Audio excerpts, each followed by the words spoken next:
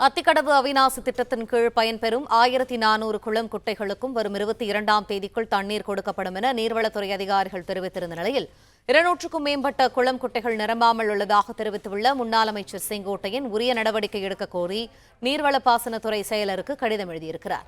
இது தொடர்பான மேலும் தகவல்களை எமது செய்தியாளர் பிரகாஷ் வழங்க கேட்போம். பிரகாஷ், அந்த கடிதத்தில் என்னென்ன மாதிரியான விவரங்கள் இடம்பெற்றிருக்கிறது?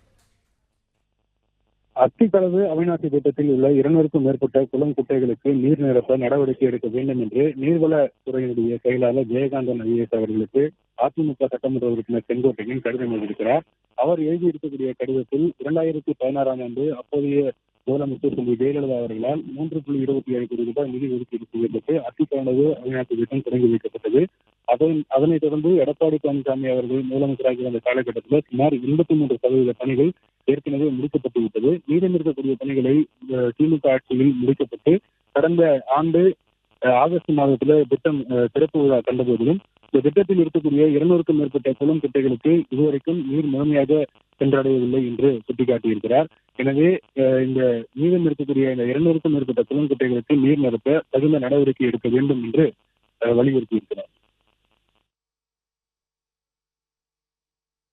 நன்றி பிரகாஷ், விரிவான தகவல்களுக்கு. பிளே ஸ்டோர் மற்றும் ஆப் ஸ்டோரில் இருந்து பாலிமர் செயலியை QR கோடு மூலம் பதிவிறக்கம் செய்யுங்கள். செய்திகளை உடனுக்குடன் பெறுங்கள்.